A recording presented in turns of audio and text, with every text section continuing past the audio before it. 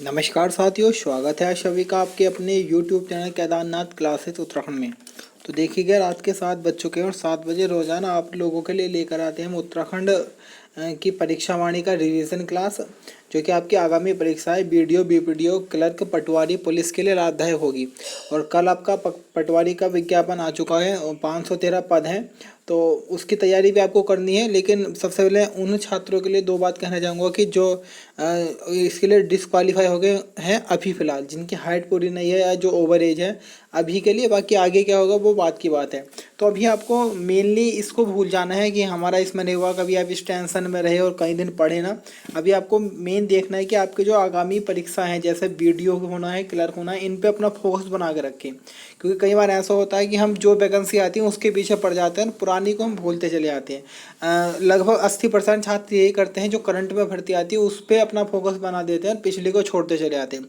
जैसे पहले क्लर्क आया था तो उससे पहले भर्ती को छोड़ा, फिर बीडीओ आई तो क्लर्क को भूल गए, उसके बाद पटवारी आई है तो आप सोचेंगे कि हम पटवारी बन जाए, बीडीओ को भूल जाए। तो ऐसा नहीं करना है। मेन फोकस आपका अभी फिलहाल बीडीओ क्लर्क पे होना चाहिए, जिसका एग्ज़ाम आपका सितंबर से दिसंबर के मध्य कभी भी हो सकता है।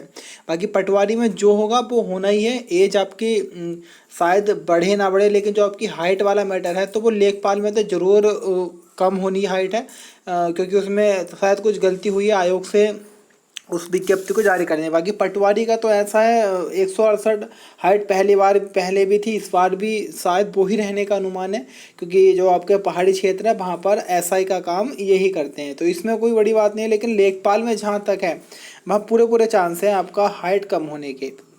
तो आपको अभी भूल जाना है, फिलहाल अपनी तैयारी बनाए रखनी है, उस पर फोकस करना है। चलेगा। आज का जो हमारा टेस्ट है ये है उत्तराखंड की प्रमुख महिलाएं। आपने एक टॉपिक देखा होगा उत्तराखंड व्यक्तित्व का, जो कि बहुत बड़ा टॉपिक है, और उसको अगर हम एक साथ पढ़ते हैं तो बहुत तो हम एक प्रकार से उसको याद नहीं कर पाते हैं। तो जो भी आपके बड़े चैप्टर हैं टुकड़ों में तोड़ ले। जैसे आज मैंने ये आपके सामने महिला वाला टॉपिक लाया हूँ व्यक्तित्व में, फिर कुछ ऐसे होते साहित्यकारों को पढ़े, फिर जो विज्ञान से जुड़े हुए हैं उन्हें पढ़े। इस प्रकार से टुकड़ों में पढ़ेंगे तो बहुत लाभदायक होगा। और आज का हमारा टॉपिक बहुत इंटरेस्टिंग है, और ये टेस्ट में आज खुद से हस्तलिखित बना के लाया हूँ। इसका एंजॉय लीजिएगा। आपको अच्छा लगे तो एक लाइक कीजिएगा, कमेंट कीजिएगा। चलिएगा, शुरुआत करते हैं आज की इस वीडियो की। क्वेश्चन नंबर 1 है, मौला देवी किनके बचपन का नाम है? तो देखिएगा, अगर मौला देवी की हम बात करें तो ये जिया रानी जी के बचपन का नाम है। तो क्वेश्चन नंबर 1 का आंसर हमारा बी हो जाएगा। लास्ट टाइम जो भी पहले वीडियो आई थी, यानी कि जो कल वाली वीडियो थी, उसमें दो बड़ी गलतियां हो गई थी, उसे आप सुधार लीजिएगा। पहला क्वेश्चन था, मैंने आपसे कर कराया था कि किस विभाग द्वारा पुराना जेल परिसर देहरादून में राज्य स्तरीय बार मेमोरियल की स्थापना की जाएगी। क्वेश्चन फिर से सुनिएगा, किस विभाग द्वारा पुराना जेल परिसर देहरादून में राज्य स्तरीय बार मेमोरियल की स्थापना की जाएगी? तो मैंने आंसर श्रमिक कल्याण बताया था विभाग का, लेकिन श्रमिक कल्याण ना होकर ये सैनिक कल्याण विभाग है। अगर आपने इसको लिखा हो तो ये सब चेंज कर ले। पुराना विभाग द्वारा, सॉरी, किस विभाग द्वारा पुराना जेल परिसर देहरादून में राज्य स्तरीय बार मेमोरियल की स्थापना की जाएगी? तो सैनिक कल्याण द्वारा। दूसरा क्वेश्चन था, एशियाई विकास बैंक से सहायता प्राप्त उत्तराखंड शहरी क्षेत्र विकास निवास कार्यक्रम के तहत निम्नलिखित में से किस नगर का चयन हुआ है? किस नगर का चयन नहीं हुआ है, क्वेश्चन ये था। तो उसमें देखिएगा, देहरादून का भी चयन हुआ, हरिद्वार का भी चयन हुआ है, नैनीताल का भी चयन हुआ है, और रुद्रपुर का चयन नहीं हुआ है।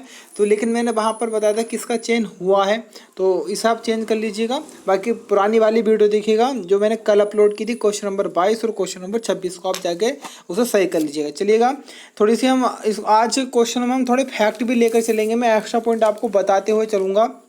जैसा अगर हम देखिएगा, जिया रानी जी की बात करें तो जिया रानी जी को पिंगला या प्योला के नाम से भी जाना जाता है। बाकी कुमाऊं की लक्ष्मीबाई भी इन्हें कहा गया है, और कुमाऊं में न्याय की देवी भी जिया रानी जी को कहा जाता है। अगर मैं बात करूं तो कत्यूरी नरेश, प्रीतम शाह या पिथौरा शाही की एक ये छोटी रानी थी। और अगर हम बात करें इनके बारे में तो इन्होंने कुमाऊं पर रोहिला और तुर्कों ने जो आक्रमण किया था उसका बड़ा डटकर मुकाबला किया था। और इनकी जो समाधि है वो रानी बाग के चित्रशिला स्थान पर स्थित है। इतने फैक्ट आपको इनसे याद करके चल लेने हैं। क्वेश्चन नंबर 2 है, गोरापंत सिवानी को पद्मश्री सम्मान कब मिला? तो गोरापंत सिवानी की अगर हम बात करें तो देखिएगा, इन्हें पद्मश्री सम्मान वर्ष 1981 में दिया गया था। तो क्वेश्चन नंबर 2 का आंसर हमारा बी हो जाएगा, 1981। बाकी गोरापंत सिवानी जी की मैं बात करूँ तो इनका जो जन्म हुआ था वह 1923 में गुजरात के राजकोट में होता, और ये क्वेश्चन बना हुआ है। बाकी मैं एक बात करते हैं, कुमाऊनी मूल की हैं। और अगर हम बात करें इनकी कुछ प्रमुख कृतियाँ हैं, जैसे केंजा, विष कन्या, गहरी नींद, करिए क्षमा, 14 फेरे और भैरवी, ये इनकी महत्वपूर्ण कृति है। उसके बाद मैं बात करूँ तो इन्हें कुछ सम्मान मिले थे, जैसे भारतेंदु हरिश्चंद्र सम्मान 1979 में, पद्मश्री 1981 हो गया है। उसके बाद मैं बात करूँ तो सुब्रमण्यम पुरस्कार इन्हें 1995 में मिला था। बाकी मैं बात करूँ तो भारतेंदु हरिश्चंद्र पुरस्कार 1979 में आपको बता चुका हूँ। और उसके बाद में हिंदी सेवा निधि सम्मान इन्हें 1997 में दिया गया था। क्वेश्चन नंबर 3 है, गौरा देवी के पति का नाम क्या था? तो देखिएगा इस प्रकार के क्वेश्चन भी एग्जाम बन जाते हैं। तो गौरा देवी जी को सभी जानते हैं, चिपको वुमेन के नाम से इन्हें जाना गया है, और चिपको आंदोलन में महत्वपूर्ण भूमिका इनकी थी, यही उसकी सूत्रधार थी। तो गौरा देवी जी के पति जी का नाम था मेहरबान सिंह। तो क्वेश्चन नंबर 3 का आंसर हमारा सी हो जाएगा। बाकी गौरा देवी जी की मैं बात करूँ तो देखिएगा 1925 में इनका जन्म हुआ था लाटा गांव टिहरी गढ़वाल में, और 4 जुलाई 1991 में इनका निधन हुआ था। उसके बाद अगर मैं बात करूँ गौरा देवी जी के बारे में, जो महत्वपूर्ण पॉइंट है, वर्ष 1986 नवंबर 1986 में इन्हें प्रथम वृक्ष मित्र पुरस्कार से भी नवाजा गया था। क्वेश्चन नंबर 4 है, श्रीमती चंद्रावती लखनपाल को राज्यसभा के लिए कब मनोनीत किया गया? तो श्रीमती चंद्रावती लखनपाल जी को राज्यसभा के लिए मनोनीत किया गया था 1952 में। ये भी इंपॉर्टेंट है। अगर मैं इनके बारे में बात करूँ, देखिएगा चंद्रावती लखनपाल जी लेखक भी रही, स्वतंत्रता संग्राम सेनानी भी रही, जनप्रतिनिधि भी रही, और शिक्षाविद भी रही। बाकी अगर मैं बात करूँ इनके बारे में तो 1938 से लेकर 1938 से 1952 तक श्री चंद्रावती लखनपाल जी महादेवी कन्या इंटर कॉलेज एवं कन्या गुरुकुल देहरादून की प्रिंसिपल भी रही। बाकी 1952 में राज्यसभा के लिए मनोनीत हुई थी। इनकी 3 कृतियाँ महत्वपूर्ण आती है, मदर इंडिया, शिक्षा मनोविज्ञान और स्त्रियों की शिक्षा। इतने फैक्ट आपको इनसे याद करके चल लेने हैं। क्वेश्चन नंबर 5 है, बिस्नी देवी शाह का संबंध है? तो महत्वपूर्ण है बिस्नी देवी शाह जी। तो बिस्नी देवी शाह जी की अगर हम बात करें तो इनका संबंध है बागेश्वर जिले से। तो क्वेश्चन नंबर 5 का आंसर हमारा डी हो जाएगा। बिस्नी देवी शाह जी की हम बात करें तो स्वतंत्रता संग्राम के दौरान जेल जाने वाली प्रथम उत्तराखंड की महिला थी। बाकी 3 महत्वपूर्ण फैक्ट आते हैं इनके, याद रखिएगा। 1930 में, 1935 में और 1940 में। 1930 में इनके नेतृत्व में अल्मोड़ा नगर पालिका में महिलाओं के द्वारा तिरंगा फहराया गया। 1935 में इन्हीं के नेतृत्व में अल्मोड़ा के मोतीधार स्थान पर तिरंगा फहराया गया, और 1940 में इनके नेतृत्व में ही आपके नंदा देवी परिसर अल्मोड़ा में तिरंगा फहराया गया था। तो इतने फैक्ट आपको बिस्नी देवी जी से याद करके चल लेने हैं। क्वेश्चन नंबर 6 है, विद्यापति डोभाल जी की प्रथम रचना थी? तो देखिएगा विद्यापति डोभाल जी की अगर हम बात करें तो इनकी जो प्रथम रचना थी वह थी अमृत की बूंदें, और ये जो प्रथम रचना प्रकाशित हुई थी वह 1929 में प्रकाशित हुई थी, और गढ़वाल प्रेस देहरादून के द्वारा इसका प्रकाशन हुआ था। बाकी क्वेश्चन बनेगा गढ़वाल की प्रथम महिला लेखिका कौन है? तब भी विद्यापति डोभाल जी ही गढ़वाल की प्रथम महिला लेखिका हैं। उसके बाद में बात करूँ तो देखिएगा इनकी अन्य कृति हैं, बड़ी इंपॉर्टेंट है। पगली का प्रलाप, श्रीमती मंगला, एवरेस्ट के देवता, और देवी जुयाल की कहानी, और एक है खंडूड़ी कुल की विभूतियाँ। ये सारे फैक्ट इंपॉर्टेंट है, एग्जाम की दृष्टि से इन्हें नोट करते चलें। क्वेश्चन नंबर 7 है, जीवन ज्योति कविता संग्रह किसका है? तो जीवन ज्योति कविता संग्रह की मैं बात करूँ तो ये कमलेंदुमती शाह जी का है। तो क्वेश्चन नंबर 7 का आंसर हमारा ए हो जाएगा। अगर मैं कमलेंदुमती शाह जी के बारे में बात करूँ तो देखिएगा टिहरी नरेश नरेंद्र शाह जी की महारानी थी। उसके बाद में बात करूँ तो टिहरी की प्रथम सांसद बनी थी, जो कि 1952 में ये सांसद बनी थी। उसके बाद में बात करते हो ऑल इंडिया वुमेन एसोसिएशन की आजीवन सदस्य रही, और इन्होंने एक बड़ी महत्वपूर्ण पुस्तक लिखी थी जिसका नाम था माई इम्प्रेशन ऑफ अमेरिका। उसके बाद में अगर हम बात करें तो जो इम्पोर्टेंट फैक्ट है अगला इनसे 1958 में इन्हें पद्म भूषण सम्मान दिया गया, और 1999 में कमलेंदुमती शाह जी का निधन हो गया था। क्वेश्चन नंबर 8 की तरफ बढ़ते हैं। क्वेश्चन नंबर 8 है, स्नातक की डिग्री लेने वाली उत्तराखंड की प्रथम दलित महिला। तो इम्पोर्टेंट है ये भी क्वेश्चन। तो स्नातक की डिग्री लेने वाली उत्तराखंड की जो प्रथम दलित महिला थी तो वो ऑप्शन ए लगाइएगा, लक्ष्मी देवी टम्टा। लक्ष्मी देवी टम्टा जी की अगर हम बात करें तो ये अल्मोड़ा निवासी हैं, और 1911 में इनका जन्म हुआ था, और ये ही प्रथम महिला थी उत्तराखंड की दलित जिन्होंने स्नातक की डिग्री प्राप्त की थी। क्वेश्चन नंबर 9 है, विज्ञान प्रगति पत्रिका का 12-13 वर्षों तक संपादन करने वाली उत्तराखंड की प्रथम महिला। तो देखिएगा अगर हम इनकी बात करें तो ये हमारी दीक्षा बिष्ट जी। तो ऑप्शन बी हमारा क्या हो जाएगा, बिल्कुल सही हो जाएगा, दीक्षा बिष्ट। देखिएगा विज्ञान प्रगति जो पत्रिका है यह राष्ट्रीय स्तर की एक पत्रिका है जो कि आपका विज्ञान से संबंधित है और इसकी लगातार 12-13 वर्षों तक संपादन किया था दीक्षा बिष्ट जी ने। उसके बाद अगर हम बात करें तो देखिएगा विज्ञान लोकप्रियकरण के क्षेत्र में इन्होंने महत्वपूर्ण योगदान दिया, इस कारण इन्हें विज्ञान श्री की उपाधि भी दी गई थी। बाकी एक बड़ा इंपॉर्टेंट फैक्ट बनता है दीक्षा बिष्ट जी से, दूरदर्शन पर एक धारावाहिक आता था पल्लव। क्वेश्चन बनेगा दूरदर्शन पर एक धारावाहिक था पल्लव, इसको किसने लिखा था, तो वो भी दीक्षा बिष्ट जी के द्वारा ही लिखा गया था। क्वेश्चन नंबर 10 है मधुमिता बिष्ट जी को अर्जुन पुरस्कार कब दिया गया। तो देखिएगा मधुमिता बिष्ट जी की हम बात करें तो 1982 में इन्हें अर्जुन पुरस्कार मिला था और अगर हम बात करें 2006 में इन्हें पद्मश्री मिला था। और मधुमिता बिष्ट जी का संबंध बैडमिंटन से है। तो 3 फैक्ट बड़े इंपॉर्टेंट है, तीनों ही आपको याद करके चल लेने हैं। क्वेश्चन नंबर 11 है महिला मंगला दल की अध्यक्ष रही, यानी कि कौन महिला मंगला दल की अध्यक्ष रही थी निम्नलिखित में से। तो देखिएगा ऑप्शन सी हमारा बिल्कुल सही हो जाएगा, बाली देवी राणा। बाली देवी राणा जी जो थी वह महिला मंगला दल की अध्यक्षता रही थी लगभग 25 वर्षों तक। उसके बाद हम बात करें बड़ा इंपॉर्टेंट फैक्ट बन जाता है 1987 में इन्हें इंदिरा गांधी वृक्ष मित्र पुरस्कार मिला क्योंकि इन्होंने चिपको आंदोलन में भी महत्वपूर्ण भूमिका दी थी।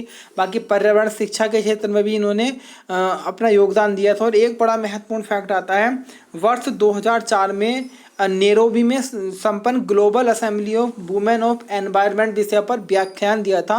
तो ये भी इंपॉर्टेंट फैक्ट इनका आ जाता है। कई बार ये ऐसे क्वेश्चन आ जाते हैं एग्जाम में जिसे हम एक से कहते कि हम इतने अटपटे क्वेश्चन जो हमने कभी ना भी सुने हो, ऐसे क्वेश्चन जब बनते हैं तो हम एक प्रकार से थोड़ा होपलेस हो जाते हैं, उन क्वेश्चन को हम गलत ही करके आ जाते हैं। तो ये वो फैक्ट है जो इंपॉर्टेंट है लेकिन सबकी नज़रों में ये क्वेश्चन नहीं रहते हैं। क्वेश्चन नंबर 12 है चोर निकलकर भागा नाटक किसका है। तो देखिएगा हम बात करें चोर निकलकर भागा जो नाटक है वह मृणाल पांडे जी का है। तो क्वेश्चन नंबर 12 का आंसर हमारा डी हो जाएगा। मृणाल पांडे जी की हम बात करते हैं गोरा पंत जी की पुत्री हैं और ये बहुत ही एक प्रकार से मैं कह दूं कि इनके अंदर काफ़ी सारी योग्यताएं हैं। जैसे अगर हम बात करें लेखक भी हैं, संपादक भी रही हैं, पत्रकार भी रही हैं, कलाविद भी रही है, मूर्ति शिल्पी भी रही है, आगरा व ग्वालियर घरानों के हिंदुस्तानी संगीत की संगीतज्ञ भी रही है, दूरदर्शन की जानी मानी हस्ताक्षर रही है। उसके बाद अगर हम बात करें इनकी कुछ प्रमुख रचनाएं जैसे दरमियान इनकी रचना है, शब्द बेदी इनकी रचना है, एक नीच ट्रेजेडी जो कि कहानी संग्रह इन्हीं का है, विरुद्धा इन्हीं का है, पटरंग पुराण उपन्यास इन्हीं का है, मौजूदा हालात को देखते हुए जो राम रची राखा, काजर की कोठी, आदमी जो मछुआरा नहीं, चोर निकलकर भागा, ये सारे ही रचनाएं आपके मृणाल पांडे जी की है। तो इतने फैक्ट आपको यहाँ से याद करके चल लेने। क्वेश्चन नंबर 13 है इच्छागिरी के नाम से जाना जाता है। तो देखिएगा इच्छागिरी के नाम से जाना गया हमारे टेंचरी माई जी को। तो क्वेश्चन नंबर 13 का आंसर हमारा ए हो जाएगा। वैसे टेंचरी माई जी का जो मूल नाम था वह हमारा ठगुली देवी आ जाएगा। अगर हम बात करें तो देखिएगा ये 17 वर्ष की आयु में हमारे जो टेंचरी माई है ठगुली देवी हैं, ये 17 वर्ष की आयु में विधवा हो गई थी। उसके बाद में इन्होंने गृह त्याग कर दिया था और ये मंदिरों में जाकर रहने लगी थी और इन्होंने संन्यास ग्रहण किया और उसके बाद इन्होंने अपना नाम इच्छागिरी रखा। बाकी गढ़वाल में शराब के नाम पर चल रहे टेंचरी का भी इन्होंने विरोध किया था, इस कारण इनका नाम टेंचरी माई पड़ गया था। बाकी अन्य और आंदोलन किए थे इन्होंने शराब को लेकर या शराब के खिलाफ। क्वेश्चन नंबर 14 विष कन्या किसकी रचना है। तो मैं आपको बता चुका हूँ पहले ही, विष कन्या गोरा पंत शिवानी जी की रचना है। तो क्वेश्चन नंबर 14 का आंसर हमारा बी हो जाएगा। क्वेश्चन नंबर 15 शालिनी शाह का संबंध किससे है। तो शालिनी शाह एक फिल्म निर्देशिका है और इनका संबंध फिल्मों से है। तो क्वेश्चन नंबर 15 का आंसर हमारा सी हो जाएगा। शालिनी शाह जी की हम बात करें तो देखिएगा 48वें राष्ट्रीय फिल्म फेयर पुरस्कार, जो कि बड़े इंपॉर्टेंट हैं। तो इसमें 35 mm की जो फिल्म होती है, वैसे 70 mm की भी होती है, 35 mm की भी। तो इन्होंने 48वें राष्ट्रीय फिल्म समारोह में 35 mm की रंगीन वृत्त चित्र की श्रेणी में इन्हें सर्वश्रेष्ठ निर्देशिका का अवार्ड मिला था। और बड़ा इंपॉर्टेंट है, नैनीताल की निवासी हैं शालिनी साहा जी, और किससे संबंधित है, आपके फिल्म निर्देशिका हैं, यानी कि फिल्म प्रोड्यूसर। क्वेश्चन नंबर 16 है, बाली देवी को कब इंदिरा गांधी वृक्ष मित्र पुरस्कार मिला? तो मैं आपको अभी बता ही चुका हूँ। देखिएगा, बाली देवी जी के बारे में अभी चर्चा की थी। तो इन्हें इंदिरा गांधी वृक्ष मित्र पुरस्कार 1987 में दिया गया था। तो क्वेश्चन नंबर 16 का आंसर हमारा बी हो जाएगा। क्वेश्चन नंबर 17 है, उत्तराखंड की प्रथम महिला कुलपति हैं। तो देखिएगा, उत्तराखंड की प्रथम जो महिला कुलपति है वह सुशीला डोभाल जी हैं, जो कि गढ़वाल विश्वविद्यालय के कुलपति रही थी। तो क्वेश्चन नंबर 17 का आंसर हमारा सी हो जाएगा, सुशीला डोभाल। क्वेश्चन नंबर 18 है, माई इम्प्रेशन ऑफ अमेरिका पुस्तक किसकी है? तो माई इम्प्रेशन ऑफ अमेरिका जो पुस्तक है, ये भी मैं आपको अभी बता ही चुका हूँ, कमलेंदुमती शाह जी की है। और कमलेंदुमती शाह जी के जितने भी महत्वपूर्ण फैक्ट थे वो मैंने आपको बता दिए हैं। तो क्वेश्चन नंबर 18 का आंसर हमारा सी हो जाएगा, कमलेंदुमती शाह जी। क्वेश्चन नंबर 19 की तरफ था। क्वेश्चन नंबर 19 है, 1935 में अल्मोड़ा के मोतीधार में किस महिला के नेतृत्व में तिरंगा फहराया गया? तो ये मैंने आपको अभी बताया है। तो देखिएगा, ऑप्शन बी हमारा बिल्कुल सही हो जाएगा, विष्णु देवी शाह। तो विष्णु देवी शाह जी के बारे में मैंने 3 बताया था आपको। 1930 में आपका अल्मोड़ा नगर पालिका में, 1935 में आपका अल्मोड़ा के मोतीधार में, और 1940 में आपका नंदादेव परिसर। इन 3 जगह पर इनके नेतृत्व में तिरंगा फहराया गया था। क्वेश्चन नंबर 20 की तरफ बढ़ते हैं। क्वेश्चन नंबर 20 है, बिंदुली किसकी घोड़ी का नाम था? तो देखिएगा, बिंदुली की अगर हम बात करें तो बिंदुली जो था वह तीलू रोतेली जी की घोड़ी का नाम था। तो क्वेश्चन नंबर 20 का आंसर हमारा सी हो जाएगा। अब तीलू रोतेली जी से सारे ही महत्वपूर्ण फैक्ट हैं, इन्हें बड़े ध्यान से सुनिएगा। अगर हम तीलू रोतेली जी की बात करें तो देखिएगा, इनके जो पिताजी थे उनका नाम था भूप सिंह गोरला, इनकी घोड़ी का नाम बिंदुली है और बिंदुली था। बाकी हम बात करें तो इन्हें गढ़वाल की झांसी की रानी कहा गया है। इनका पूरा नाम था तिलोत्तमा देवी। तीलू रोतेली का पूरा नाम था तिलोत्तमा देवी। इनकी सहेली थी 2, उनका नाम था बेलू और देवली। इनके जो भाई थे उनका नाम था पथवा व भक्तू। उसके बाद हम बात करें तो इनका जो जन्म हुआ था वह पौड़ी के गुराण गांव में। तीलू रोतेली जी का जो जन्म हुआ था वह गुराण गांव पौड़ी में लगभग 1631 ईस्वी में हुआ था। इनके जो महत्वपूर्ण फैक्ट है तो देखिएगा, इनके समय में कत्यूरी राजा थे एक धामशाही, तो इन्होंने आक्रमण किया था गढ़वाल पर। उसके बाद हम बात करें तो इनके जो भाई थे जिनका नाम था पथवा और भक्तू, और इनकी जो घोड़ी थी बिंदुली, ये तीनों ही शहीद हो गए थे सराय खेत के युद्ध में। उसके बाद हम बात करें तो देखिएगा, तीलू रोतेली की हत्या कर दी थी 22 वर्ष की आयु में कत्यूरी सैनिक रामू रजवाड़ ने, जब ये पूर्वी नया नदी में स्नान कर रही थी उस समय। उसके बाद हम बात करें तो देखिएगा, तीलू रोतेली जी की जो आपका मूर्ति है वह पौड़ी गढ़वाल के बीरो खाल में स्थित है। तो इतने फैक्ट आपको यहाँ से याद कर लेने हैं। आज की कैसी वीडियो आपको लगी है कमेंट जरूर कीजिएगा, और वीडियो को लाइक कीजिएगा और अधिक से अधिक शेयर कीजिएगा। और जो भी आपके आगामी परीक्षा है उनकी तैयारी बहुत अच्छे स्तर से करते रहिएगा। आज के लिए इतना ही, मिलेंगे कल फिर एक नवीनतम वीडियो के साथ। फिलहाल के लिए धन्यवाद।